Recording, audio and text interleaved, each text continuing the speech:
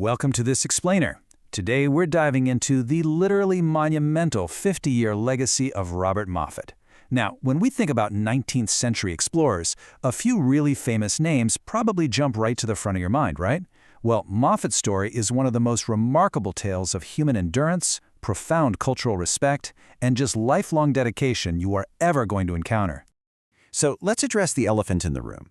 History kind of has this habit of remembering Moffat mostly as David Livingstone's father-in-law. But honestly, his own incredible achievements over a half-century made him one of the absolute greatest Protestant missionaries of the 19th century. He wasn't just some supporting character in someone else's story, he was the literal trailblazer who mapped the way forward.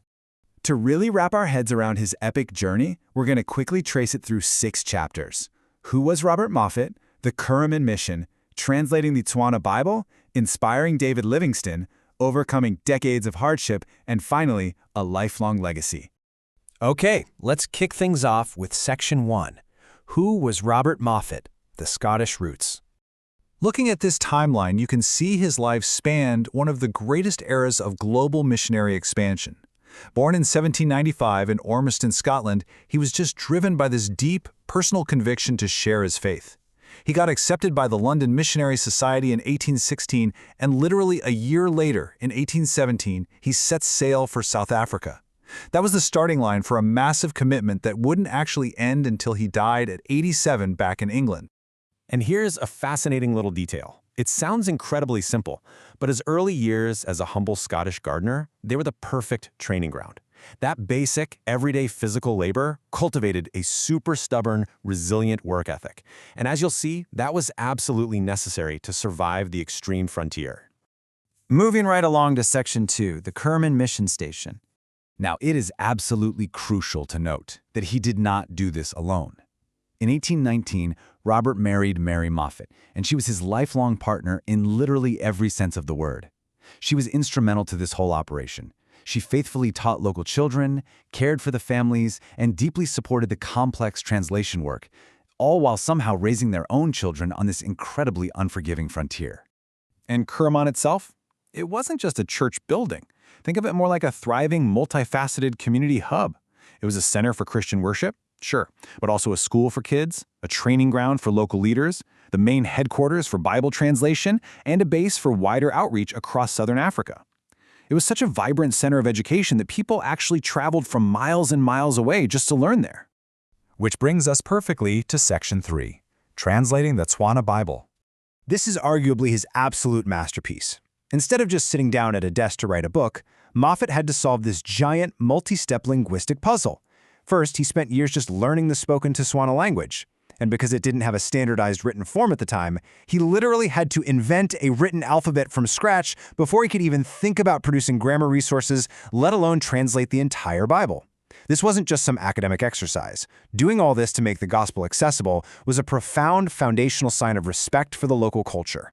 And this quote beautifully illustrates his core belief behind all that work.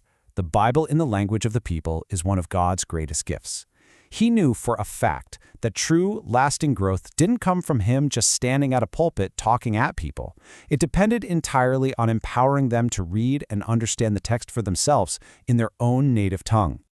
Let's pivot to Section 4, inspiring David Livingstone. Picture the dynamic here between the seasoned veteran and the eager newcomer. Moffat did all the heavy lifting of establishing the Kuruman base and doing those intense translations.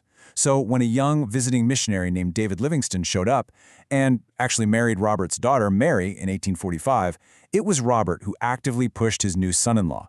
He encouraged him to explore far beyond the existing mission stations, which directly inspired Livingstone's famous continent-crossing journeys. But his influence wasn't just limited to personal mentorship. His writings were a massive advocacy tool. His book, Missionary Laborers and Scenes in Southern Africa, introduced Christians back in Britain to both the incredible opportunities and the stark, harsh realities of this work. Because of that book, the idea spread like wildfire, inspiring British churches to send vital support and more missionaries to Africa. And speaking of those harsh realities, let's look at Section 5, Overcoming Decades of Hardship. You know, people back in 19th century Europe loved to romanticize this kind of life. They imagined exotic travel and really rapid, exciting success.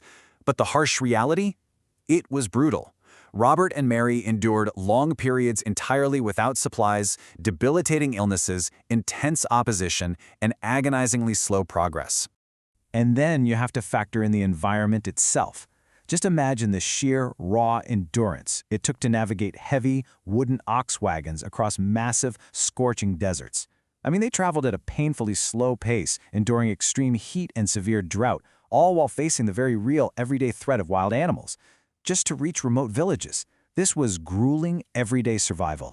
Which brings us to our final chapter, Section 6, A Lifelong Legacy. Let's step back and look at the culmination of all this. 50. That is the number of years Robert spent in continuous missionary service in southern Africa before he and Mary finally retired and went back to England. Just think about that for a second. Half a century. That is an almost unfathomable career span in such an extreme environment. His decades of service laid a massive, unshakable foundation for everything that followed in the region. And the internal engine that kept him going all those years is perfectly summed up in his own words. Missionary work begins with love, patience, and faith. When you're facing decades of slow progress, drought, and just total physical exhaustion, sheer willpower isn't going to cut it. It was this deep reservoir of love, patience, and faith that allowed ordinary folks like Robert and Mary to not just survive, but truly thrive. So his legacy definitely isn't just historical trivia. It gives us these amazing, universally applicable lessons. Things like learning a language is an act of love. Translation is absolutely vital for growth. Decades of faithfulness produce lasting fruit. Evangelism pairs perfectly with education. And maybe most importantly, ordinary people, even a young Scottish gardener, can serve with tremendous perseverance. As we wrap up this explainer, I want to leave you with this thought. When you face what seems like an insurmountable mountain in your own life or career, how can you channel Robert Moffat's relentless, step-by-step endurance to reach the summit? Real impact takes time, dedication, and a willingness to do the hard work. Thanks so much for learning with me today, and I'll catch you in the next explainer.